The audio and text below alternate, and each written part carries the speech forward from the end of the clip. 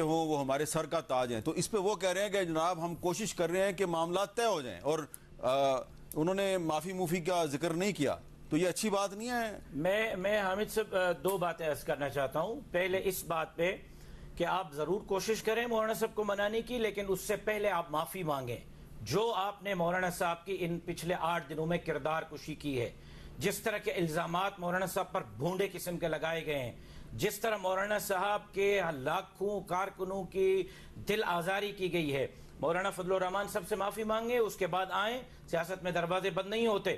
لیکن جہاں تک ان دونوں کی ابھی گفتگو ہو رہی تھی اور 2018 کے الیکشن اور 2024 کے الیکشن زیر بحث آ رہے تھے، میں ان دونوں کو ایک مشورہ دینا چاہتا ہوں کہ 2018 میں مولانا فضل الرحمان صاحب جہاں کھڑے تھے، 2024 سے مولانا صاحب وہیں کھڑے ہیں. پی ایم ایل این 2018 سے 2024 تک مولانا صاحب کے ساتھ کھڑی تھی. 2024 کے بعد پی ٹی آئی پر ہم نوا ہوئی ہے، پی ایم ایل این والوں نے راستہ تبدیل کیا ہے. آپ دونوں کو پتا ہے کہ اصل مسئلہ کیا ہے. یہ جو آپ ڈسکس کر رہے ہیں یہ مسئلہ ہے نہیں.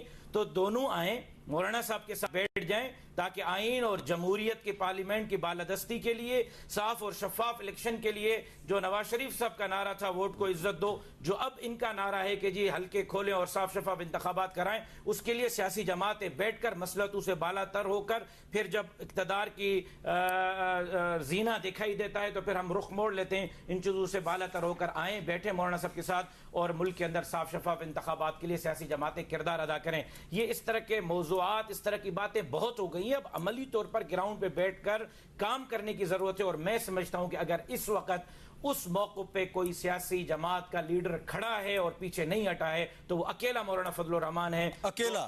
جی اکیلا. 2018 سے اب 2026 تک مولانا صاحب کے موقف میں لچک نہیں آئی ہے.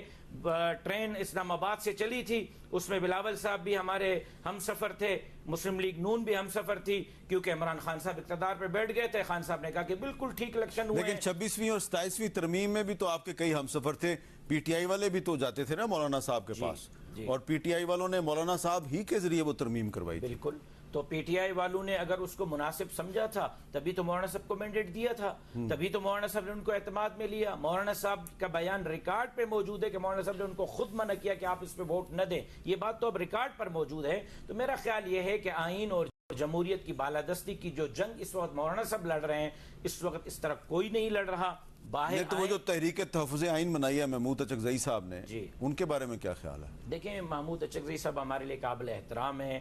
پی ڈی ایم میں وہ ہمارے ساتھ رہے ہیں، لیکن اس وقت تحریک تحفظ آئین پاکستان یا جتنی بھی موومنٹس ہیں، اس حوالے سے تمام سیاسی جماعتوں کو مشاورت میں لینے کے بعد اگر کوئی تحریک معرض وجود میں آئے گی تو وہ کارگر ثابت ہوگی اور عوام اس پر اعتماد کرے گا. خود سے اگر کوئی ایک تحریک بنائی جائے گی، بعد میں دوسروں کو اس میں آن بورڈ لینے کی کوشش کی جائے گی، تو وہ پھر اسی طرح غیر مؤثر رہے گی جو ابھی غیر مؤثر. اچھا، میں نے ایک بریک لینا. بریک سے پہلے علیمہ خان صاحبہ کا ایک سٹیٹمنٹ ذرا سن لیں، وہ کیا کہہ رہی ہیں.